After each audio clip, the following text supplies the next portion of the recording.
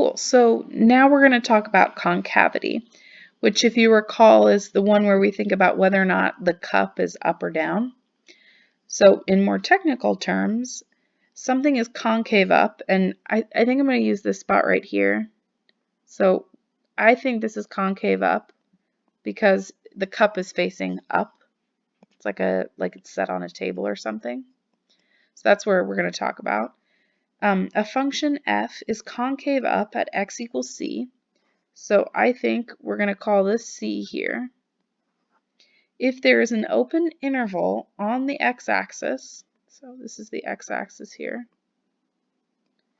containing c, so there's an interval, let's give it an interval. So from here to here, this is an interval that contains x equals c. So that's where we're looking at the moment, where the graph of f of x is above its tangent line. So in this little interval here, if I drew tangent lines,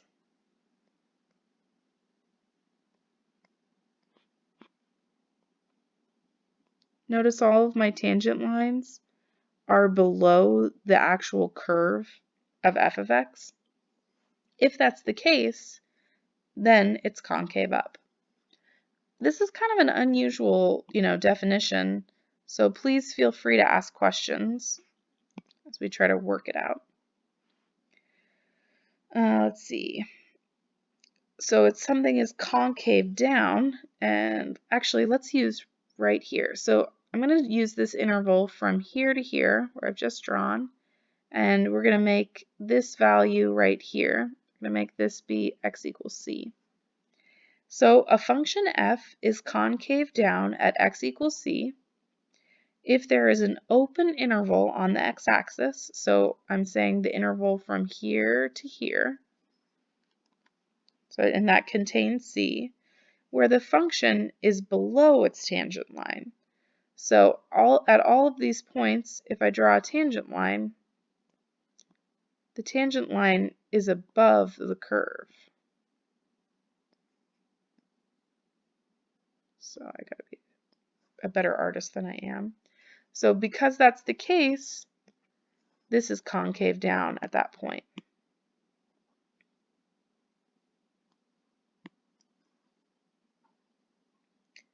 All right, so the question is, for what intervals is f of x concave up? So this takes a little bit of kind of mental creativity here. Oops. So we're going to start left to right.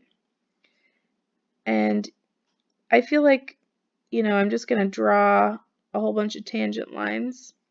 And the tangent lines until about, let's say, -4 seem to be above the x-axis. So here, above the function. So this is concave down. So I'm actually just going to put down for shorthand. So it seems like it's down until -4. And then all of these tangent lines are below the curve until, like, let's see, yeah, right in here at -1. So from here to here, all of this seems concave up. That's at -1, it seems to switch. And then, I'm just drawing like a million tangent lines here. All of these tangent lines are above until about, looks like 1.5. So all of this is concave down. And the tangent lines keep being below the x-axis until it looks like about 4. So until 4, it looks like it's concave up. And then I'm still just drawing my tangent lines, which are above until somewhere in here, 5.5. So there's a little spot where it's down. And then it goes, kind of back up like this until 6. So concave up. And all the tangent lines are above until, let's just assume this goes down like that. So I think all of this is down, concave down. So that looks pretty ugly. Let's erase and we'll write it out a little easier. Now that you've kind of got my process of how I would do this, you know, on a test or something, you can make it a little prettier.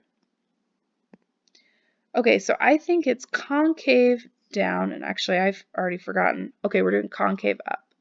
So I think it's concave up from about -4 to, let's say, -1. And then, let's see, about 1.5 to 4. And then looks like 6 to 8.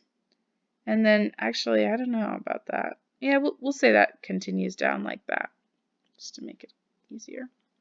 Okay, so I need to be able to write that. -3, or I think that's -4.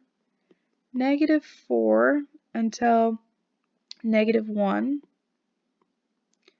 And then, I got a little stuck.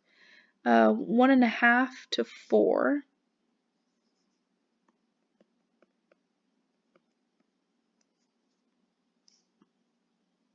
And then 6 to 8.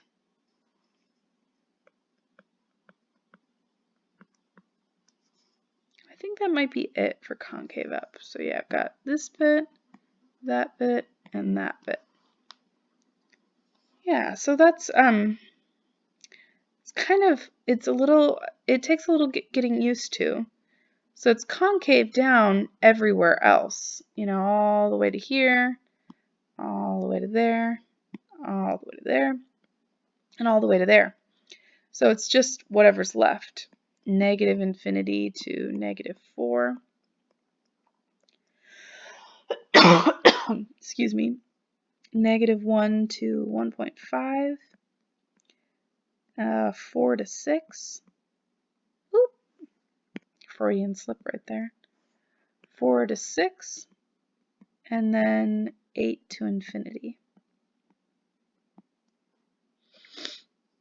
So notice that there's these points because it's basically concave up until suddenly it's concave down.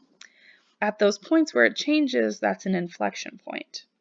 So over here, an inflection point is a point on the graph at which the function is continuous and the graph changes concavity from being concave up to concave down or the other way. An inflection point is always halfway between, ooh, this, I almost made a mistake. You can cross this out. So I got these notes from a friend of mine who got them from the course coordinator, and she actually put something here that's not a true statement, so just go ahead and get rid of that. All right, let's see what else we got. Where does f of x have inflection points? Okay, this is a problem we can do. Inflection points at all of these points that we've just been picking out where it changes from concave up to concave down. Every one of those points. So we've been writing them already. And so we're going to say x equals -4, -1, 1.5, 4, 6, and 8. Cool. Let's pause there. Let me know if you have any questions and we'll answer them on the discussion board.